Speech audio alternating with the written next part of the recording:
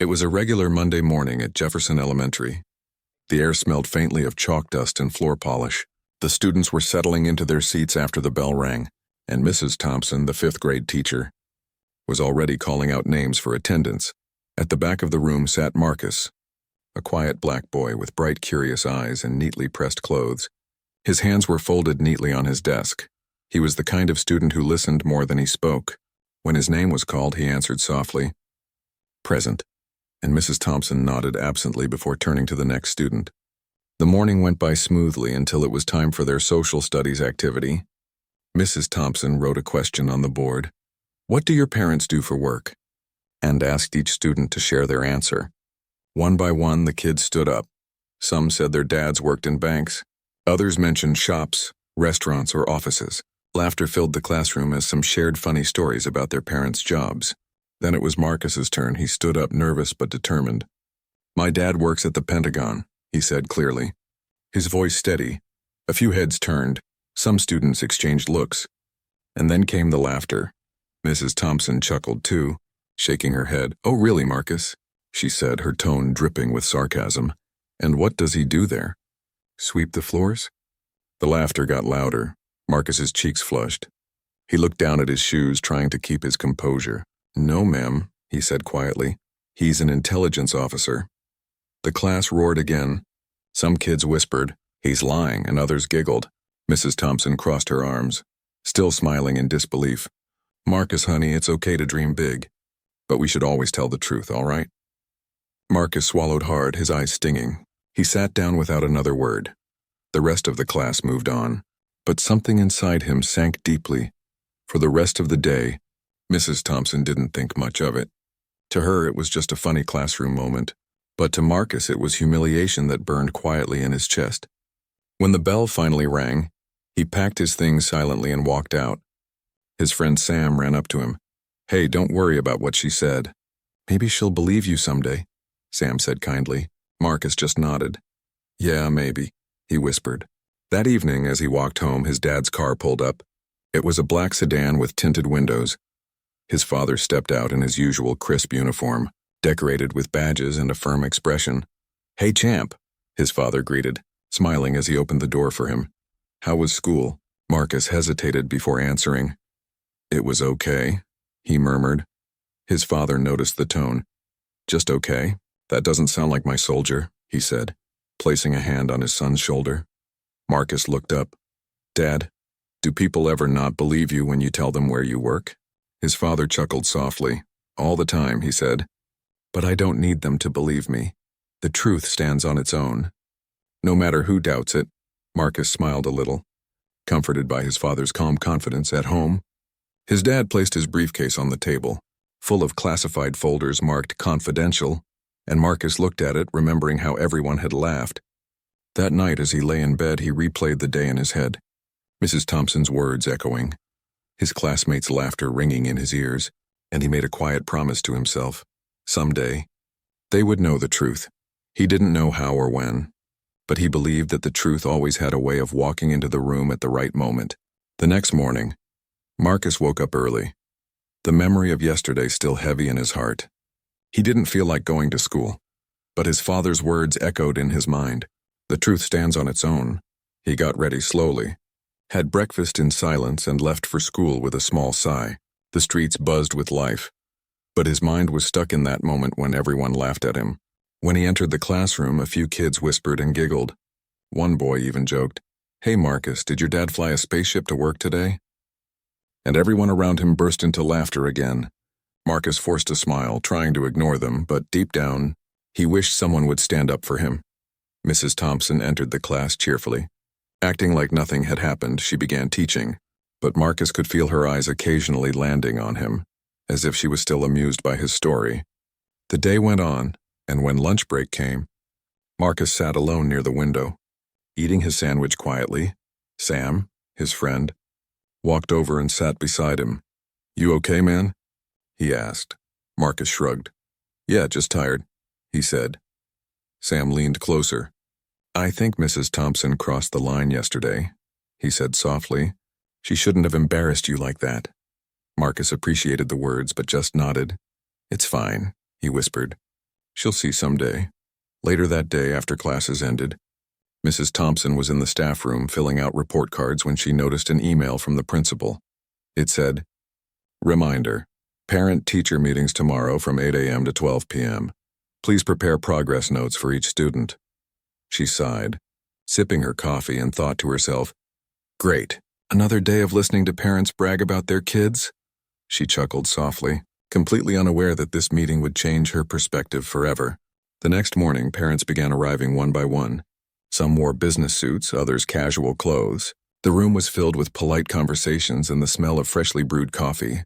Mrs. Thompson greeted each parent with her usual bright smile, giving feedback about their children's progress. Everything was routine, until she looked at the schedule and saw the next name, Marcus Williams, parent, Mr. Robert Williams. She didn't think much of it. She assumed Marcus's father would be a regular office worker or mechanic. The idea of him working at the Pentagon never even crossed her mind seriously. A few minutes later, she heard firm footsteps approaching the door. When she looked up, her smile froze for a moment.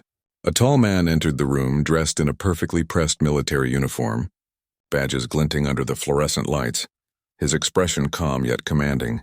Behind him, Marcus followed quietly. Mrs. Thompson blinked, unsure of what to say. "Good morning, sir," she managed, standing up slightly. "You must be Marcus's father." "Yes, ma'am," the man said with a courteous nod. "I'm Robert Williams, intelligence officer. Pentagon." Her smile faltered for a second, her eyes widened slightly, but she quickly tried to regain composure. Yes. Of course," she said nervously. "Please. Have a seat." Marcus sat down quietly beside his father, his small smile showing he already knew this moment would come. Mrs. Thompson cleared her throat, flipping through Marcus's report file.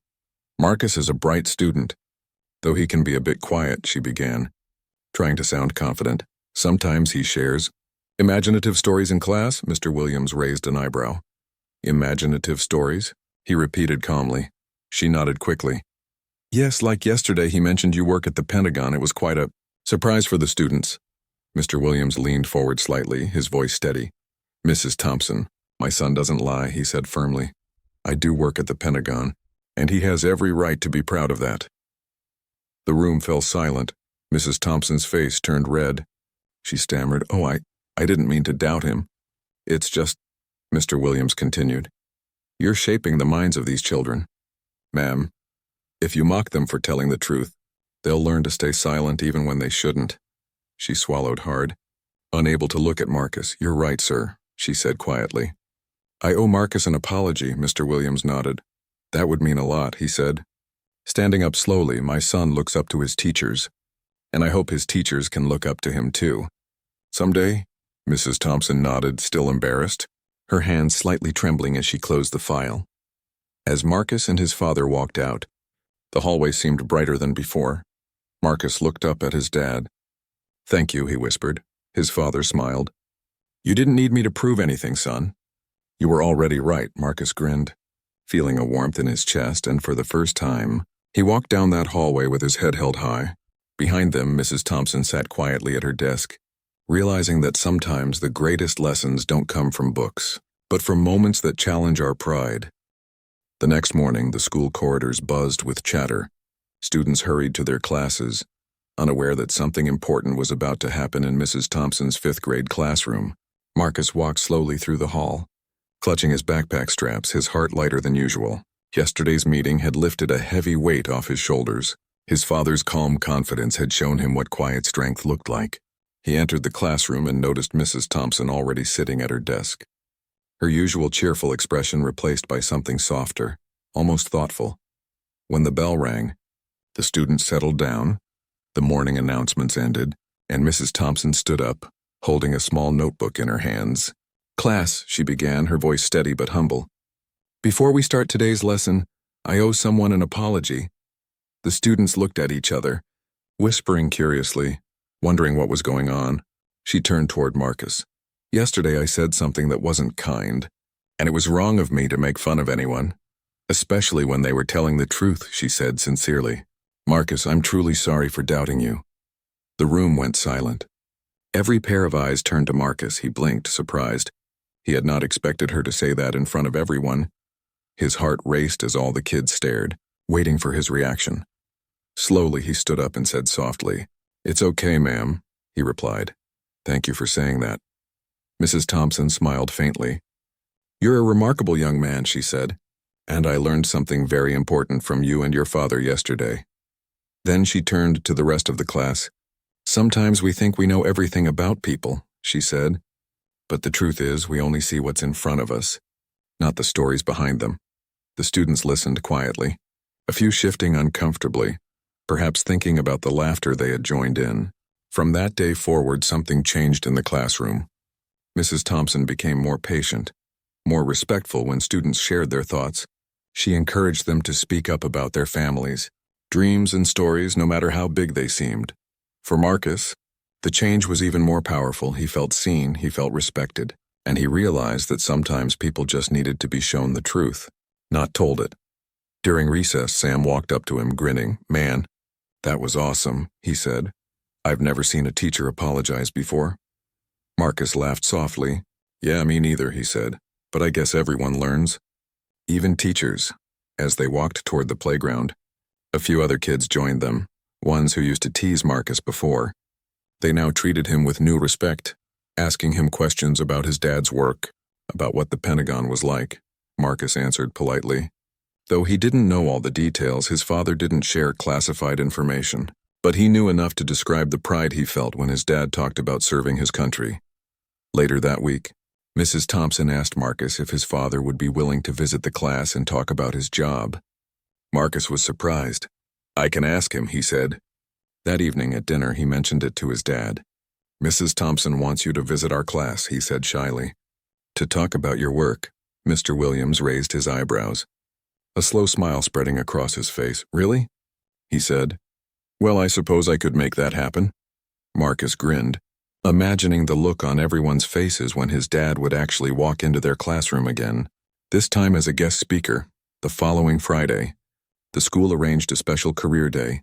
Students' parents were invited to share their professions. Some came in uniforms, others brought tools, posters, and even small demonstrations. Mrs. Thompson had saved Mr. Williams for last. When he entered the classroom, the room instantly grew quiet. He wore his full uniform, polished shoes, badges gleaming. His calm but commanding presence filled the room. "Good morning, class," he greeted, his voice deep yet kind. "I'm Robert Williams, an intelligence officer with the Department of Defense." Every student sat up straight, their eyes wide with fascination. Mrs. Thompson smiled proudly this time. He spoke about responsibility, teamwork, and how important honesty and integrity were. He told them that serving one's country wasn't just about wearing a uniform, it was about standing for truth, even when no one believed you. Marcus watched his father speak, his chest swelling with pride. This was the same man who once told him not to worry about what others believed, because truth didn't need validation. When the session ended, the class erupted into applause. Several kids raised their hands, asking eager questions. Afterward, Mrs. Thompson thanked him warmly. "Mr. Williams, your words were inspiring," she said. "I think we all learned a valuable lesson today." He smiled. "Thank you, ma'am," he replied. "But the real teacher today was my son." Mrs. Thompson looked at Marcus, her eyes soft and nodded in agreement. "Yes," she said quietly. "He really was." As Marcus packed his bag that afternoon, he felt something new, not just pride, but peace. He realized that sometimes the greatest victories don't come from winning arguments, but from changing hearts. After career day, something different began to stir within Jefferson Elementary. It wasn't just a normal week anymore. The students seemed inspired, the teachers more mindful, and even the atmosphere in the halls felt lighter. Word spread quickly about Marcus's dad, the man who worked at the Pentagon, the same man who had once been doubted, mocked, and later admired. Everyone seemed to talk about him with a strange mix of respect and curiosity. Mrs. Thompson, who once dismissed Marcus's words with laughter, now looked at her students differently. She realized how easy it was to underestimate children based on appearances, and how wrong that could be. That Monday morning, she arrived early to decorate her classroom bulletin board with the words, "Everyone's story matters," written in bold, colorful letters beneath it. She pinned drawings and essays where students wrote about their parents, their dreams, and even their fears. When Marcus entered the classroom and saw the display, his eyes widened slightly. He spotted his own essay, right in the center, titled "My Dad and the Power of Truth." He smiled quietly. Realizing how much had changed in such a short time, Mrs. Thompson walked up beside him. "You inspired this wall, Marcus," she said softly. "Thank you for reminding me what real teaching means." Marcus nodded politely. Still shy but grateful, he felt proud, not just for himself, but for what that moment meant for everyone who had ever been doubted. As the weeks went by, the story of that classroom reached beyond the school. Parents started talking about it during PTA meetings. One of them even suggested inviting guest speakers from different professions regularly, so the children could see how many kinds of success exist in the world. Principal Harris agreed immediately. "Our kids need to dream without limits," he said. "And they need teachers who believe in those dreams, Yoon." The entire school adopted a new monthly event called Inspiration Hour, where parents and community members were invited to share their life journeys. Each month, students learned from people they never would have expected. A firefighter who survived a near-death rescue, a nurse who once worked in a war zone, and even a janitor who had been a published poet. Mrs. Thompson often thought about how her own small mistake had sparked something much bigger. She sometimes smiled to herself and thought, maybe the best lessons are the ones we learn the hard way. Marcus, on the other hand, was growing in quiet confidence. His classmates now came to him for help during lessons. They no longer teased him or doubted his words. Instead, they respected his calmness, his patience, and the way he handled himself even when life wasn't fair. One day, as he was solving a math problem on the board, Mrs. Thompson noticed how focused he was, his handwriting neat, his thought process clear, and she thought, this boy is going to do great things someday. During lunch, Marcus and Sam sat under the big oak tree near the playground, watching other kids play tag. "It's crazy, huh?" Sam said. "A few weeks ago, everyone laughed. Now they all want to be your friend," Marcus chuckled softly. "Yeah," he said. "I guess things change when people learn the truth." Sam nodded. "Your dad's speech really changed everything," he said. "Even the teachers act different now." Marcus smiled, looking up at the sky. "He says truth always finds a way out," he replied. Guess he was right again. Meanwhile, in the teacher's lounge, Mrs. Thompson was sharing her experience with a group of younger teachers. "We have to be careful with our words," she told them. "A single moment of laughter can break a child's confidence for years, but a moment of kindness can rebuild it instantly." Her colleagues nodded, touched by her honesty. One of them said, "I heard the principal might nominate you for the Compassionate Teacher Award." Mrs. Thompson smiled humbly. "If that happens, I'll owe it all to Marcus," she said. "He taught me more than any book ever could." The story even reached the local newspaper. A small article appeared with the headline, "Pentagon Officer's Visit Inspires Change in Local School." It highlighted how one student's truth had sparked a wave of empathy and awareness. Marcus's parents framed the article and hung it in their living room. His mother looked at it proudly and said, "See, baby, the world always catches up to the truth." Marcus grinned. "Yeah, and sometimes it just needs a little push," he said jokingly. As the school year moved toward its end, Jefferson Elementary wasn't just another school anymore. It had become a place where truth, respect, and understanding had taken root. And though Marcus was still young, he carried something far greater than pride. He carried the quiet strength of knowing that his truth had changed hearts, and that sometimes even a classroom can be where the world begins to heal. A few weeks after the article about Marcus and his father appeared in the local newspaper, Jefferson Elementary became the talk of the town. Parents, journalists, and even nearby schools started paying attention to the story that had touched so many hearts. It began when a small news channel decided to visit the school for an interview. They wanted to talk about how one simple event, a teacher's apology and a father's visit, had transformed the mindset of an entire school. Mrs. Thompson was nervous when the crew arrived. The cameras, microphones, and bright lights made her uneasy, but she knew this story wasn't about her image. It was about redemption, humility, and growth. Marcus, meanwhile, sat quietly in the hallway waiting for his turn. He watched as other students talked about the new Jefferson Elementary, sharing how they felt more confident and respected now. When the reporter finally called Marcus, he stood up slowly, his small hand slightly trembling, but his father's words echoed in his mind. The truth stands on its own. He sat in front of the camera. The reporter smiled kindly. "Marcus, can you tell us what happened that day in class?" she asked. He nodded. My teacher asked what our parents do, he said softly. I told her my dad works at the Pentagon and everyone laughed. The reporter leaned forward. How did that make you feel? Marcus looked down for a moment before answering. It hurt, he admitted, because I was telling the truth, and no one believed me. The room fell silent for a moment. Even the cameraman paused slightly, moved by his honesty. But then my dad came, Marcus continued. He talked to my teacher, and she said sorry. That made me feel strong again. The reporter smiled warmly. You must be very proud of your dad, she said. Marcus nodded. I am, but I'm also proud of my teacher, he said. Because she said sorry in front of everyone. That was brave. Those simple words hit everyone in the room deeply. Even Mrs. Thompson, who stood in the background listening, wiped a tear from her eye. The segment aired that weekend, and within days, the story spread like wildfire across social media. People praised the courage of a young boy who stood by his truth, and the humility of a teacher who turned a mistake into a life-changing lesson. Messages poured in from educators across the country, thanking Mrs. Thompson for her honesty and Marcus for his quiet strength. The school began receiving invitations from other districts, asking if they could share their Respect and Truth program model, which had been inspired by that one classroom experience. Principal Harris decided to organize a seminar where teachers from nearby schools came to learn about creating inclusive and respectful classrooms. Mrs. Thompson was invited to speak. Standing at the podium, she took a deep breath. I once thought teaching was about giving knowledge, she began. But it's also about learning from our students, from our mistakes, and from the truths we fail to see. Her voice shook slightly, but her words carried weight. Marcus reminded me that children see the world with honesty, and it's our job to protect that honesty, not shame it, she said when she finished. The room erupted into applause. Many teachers stood to shake her hand afterward. Some even said they had reflected on their own classrooms and realized how often they had dismissed a student's words without meaning to. Back home, Marcus's family watched the news clips together. His mother hugged him tightly.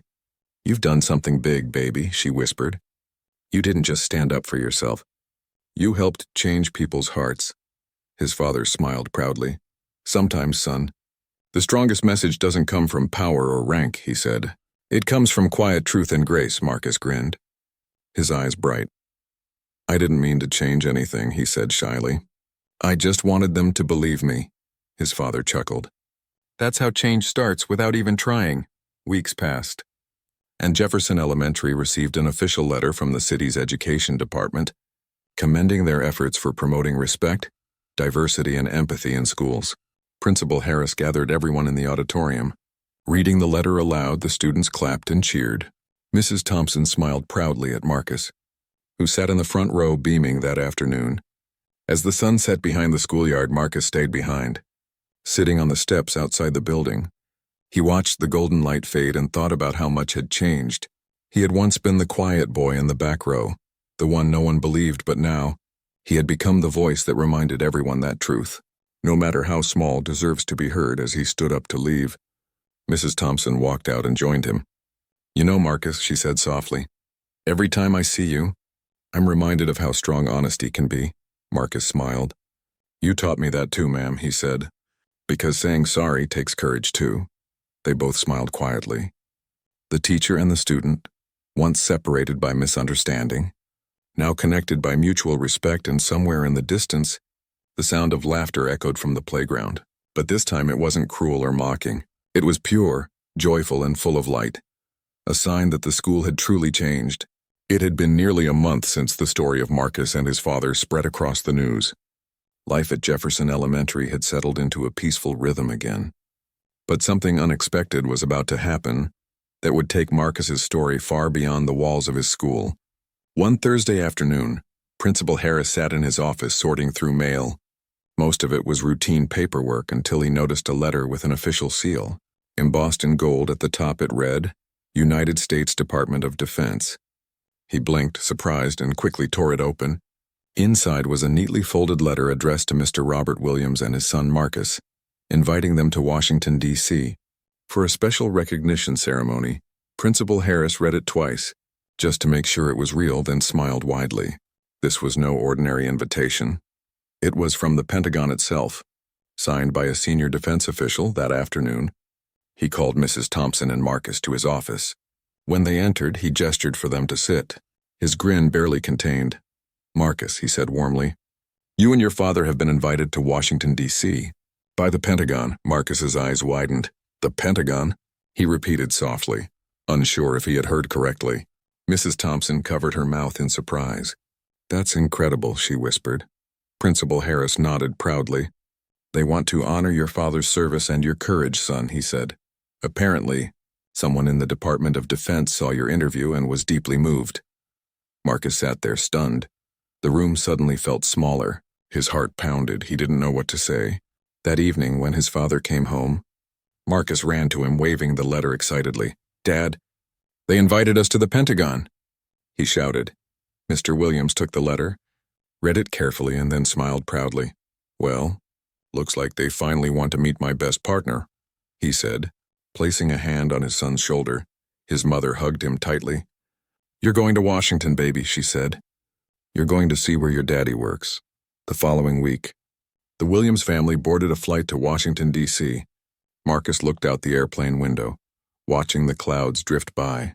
His excitement mixed with disbelief. He had heard about this place all his life, but never imagined he'd actually go there when they arrived. A black government car was waiting for them at the airport. A driver in uniform held a sign with their name. "Welcome, Mr. Williams," he said respectfully. "We've been expecting you." The drive through the city was breathtaking. Marcus watched the tall buildings, monuments, and flags waving proudly in the cool breeze. His father pointed out landmarks, sharing quiet stories from his years of service. Finally, the car pulled up to the Pentagon, its massive walls gleaming in the sunlight. Security officers saluted as Mr. Williams stepped out. Marcus followed closely, his eyes wide with awe. Inside, they were greeted by senior officials, who congratulated Mr. Williams for his integrity and service. But what surprised Marcus most was when one of them knelt slightly to shake his hand. "You must be the young man who reminded the world about truth," he said kindly. "It's an honor to meet you." Marcus smiled shyly. "Thank you, sir," he said. The ceremony took place in a large hall filled with men and women in uniform. Journalists and families. Mr. Williams was presented with a medal of commendation, but then the speaker turned his attention to Marcus. "And now," he said, "we wish to recognize a young citizen whose honesty and courage sparked change not just in his classroom, but in hearts across the nation." Marcus froze, his small hands trembling as everyone clapped. He looked at his dad, who gave him a reassuring nod. The official handed him a certificate with his name on it, signed by the Secretary of Defense, for inspiring integrity and truthfulness in the next generation. The certificate read. The crowd applauded, cameras flashed, and for a brief moment, Marcus stood taller than he ever had before. After the ceremony, they were given a private tour of the Pentagon. Marcus walked through long corridors filled with framed photographs, medals and maps, every step echoing the weight of history. At one point, his father showed him his own office, a simple but dignified space with files, a U.S. flag, and a picture of Marcus on the desk. "This is where I work, champ," he said, smiling. "Now you've seen it for yourself." Marcus ran his fingers along the desk. Amazed, "It's bigger than I thought," he said. His father chuckled. "Everything seems bigger until you step inside." Later, they stood outside the Pentagon as the sun began to set, painting the sky in shades of orange and gold. Mr. Williams looked at his son and said, "You know, Marcus, sometimes the truth takes us farther than we ever imagined." Marcus smiled, feeling proud. "Yeah, I guess so," he said quietly. "And it feels good when people believe you." His father nodded. "That's because truth doesn't just ask for belief, son, it earns it." As they left, Marcus turned around one last time to look at the giant building, a symbol of strength, discipline, and honor, and he thought about how a small classroom moment had brought him all the way here. He didn't realize it then, but this trip was not just a visit. It was the beginning of something much bigger, something that would continue to shape his life for years to come. After their visit to Washington, D.C., life for Marcus and his family seemed to settle again, yet something inside him had changed. He had seen the heart of his father's world, stood in halls where history was made, and felt what it meant to be part of something bigger than himself. Back home in their small town, neighbors and classmates greeted Marcus differently now. People who once laughed now looked at him with respect, even admiration, but Marcus stayed humble. He didn't let the attention change him. He still helped his classmates, still sat with Sam at lunch, still walked home with that quiet confidence that had carried him through everything. One morning, as Marcus was getting ready for school, his father received a phone call. He listened carefully, nodded a few times, and then looked at his son with a proud smile. "Marcus," he said, "how would you feel about giving a short speech next month?" Marcus blinked, unsure he heard right. "A speech? Me?" he asked. His father nodded. "The Department of Defense is organizing a youth integrity conference. They want you to share your story." Marcus's heart raced. He had never spoken in front of a big audience before. "But Dad, I'm just a kid," he said nervously. His father smiled. "Exactly," he said, "and sometimes the smallest voices carry the biggest truth." Over the next few weeks, Marcus practiced his speech every evening after school. His mom helped him with the words, and his dad helped him with his confidence. They rehearsed in the living room, standing on a small stool as if it were a stage. "I was laughed at for telling the truth," Marcus practiced aloud. "But I learned that when you stay honest, life always finds a way to prove you right." His father clapped softly. "Perfect, champ," he said. "Just speak from your heart. That's all you need." When the big day finally came, the event hall in Washington buzzed with excitement. Hundreds of people, students, teachers, military officers, and reporters, filled the seats. Banners hung across the stage with bold letters that read Youth Integrity Conference 2025 backstage. Marcus stood quietly, his palms sweating, his heart thudding in his chest. His father placed a hand on his shoulder. "You've got this," he said gently. "Just remember who you are."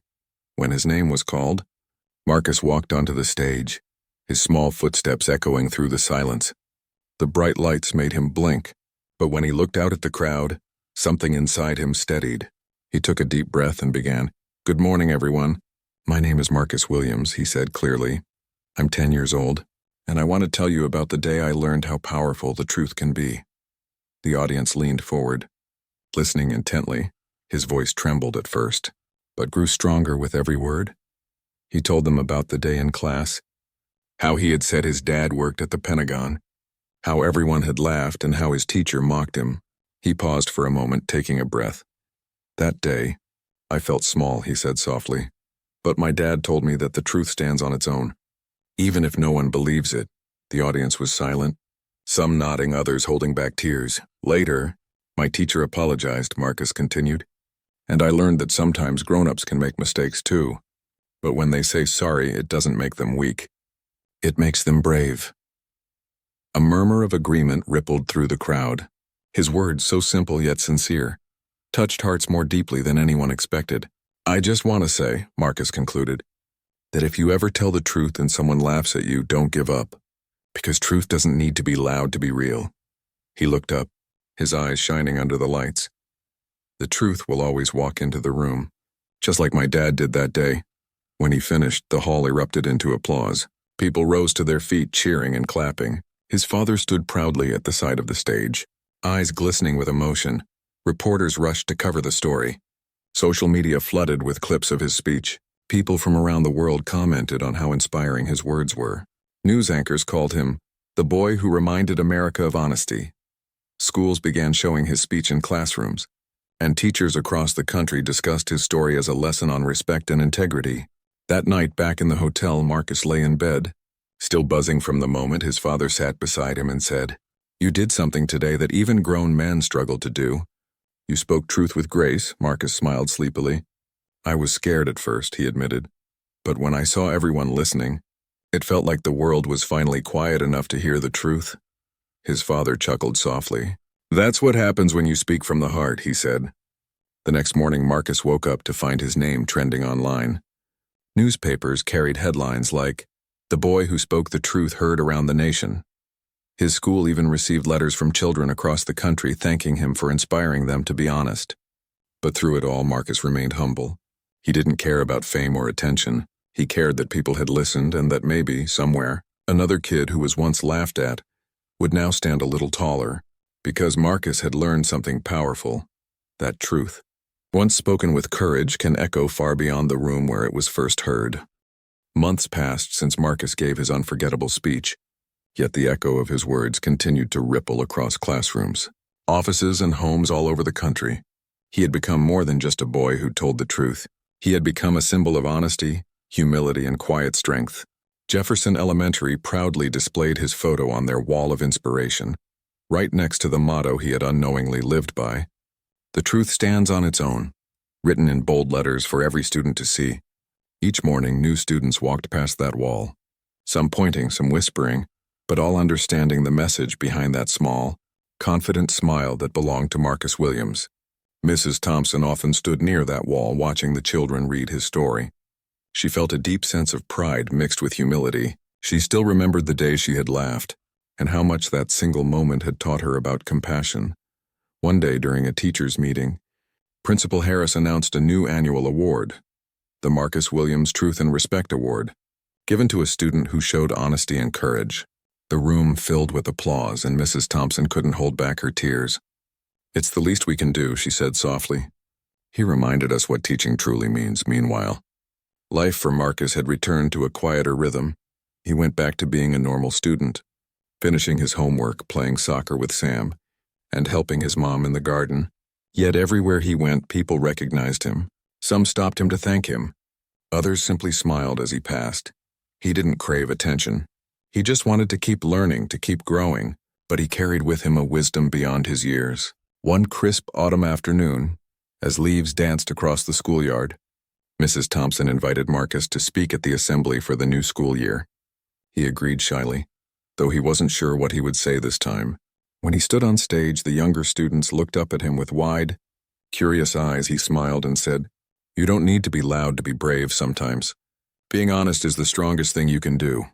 The hall erupted in applause, his words short but powerful, echoing in the hearts of every child who listened. Afterward, Mrs. Thompson approached him. "You've grown so much, Marcus," she said warmly. "I can't wait to see the man you'll become." Marcus smiled. "I just want to make my dad proud," he said. And in truth, he already had more than he could imagine back home. His father often received letters from people across the military, soldiers, officers, even generals, all mentioning how Marcus's story had inspired their own families to talk about truth and honor. One letter from a soldier stationed overseas read, "Please tell your son that his words reminded me why I serve." Mr. Williams read it aloud at dinner one night. His voice thick with emotion, Marcus listened quietly. His mother smiled. "You see, baby, you didn't just speak for yourself," she said. "You spoke for everyone who's ever been doubted." As time went on, schools in other states began adopting Marcus's Promise Week, a small program that encouraged students to make one simple promise: to always tell the truth, even when it's hard. Photos of students signing banners with that promise filled social media. And though Marcus didn't like all the attention, he couldn't help but smile seeing kids from different places carrying his message forward. Years later, when Marcus was in high school, he received an invitation to attend a national youth conference on leadership, this time not as a guest but as a keynote speaker. Standing backstage, taller now, older but still humble, he thought back to that fifth-grade classroom, the laughter, the pain, the lesson, and how everything had begun from a single moment of honesty. When he stepped onto the stage, the audience cheered. But Marcus raised his hand gently and said, "Before I speak, I want to thank a teacher who once doubted me but taught me the greatest lesson of all, that respect begins when we start believing each other." Somewhere in the crowd, Mrs. Thompson sat with tears in her eyes, clapping proudly. She had traveled all the way to see her former student speak again. That night, as Marcus walked out into the cool evening air, he looked up at the stars and thought of his father's words. "The truth stands on its own," he whispered them softly, knowing they would guide him for the rest of his life. Years later, when he became a young man, people still remembered his story, but Marcus never let it define him. He always said, "The story isn't about me, it's about what truth can do." And in classrooms across the country, teachers shared his journey as a lesson of faith, courage, and humility, telling students, "Be like Marcus. Believe in your truth even when no one else does." Because sometimes, the smallest voices leave the loudest echoes, and sometimes, the truth doesn't just walk into the room and it stays there, lighting the way for everyone who comes after.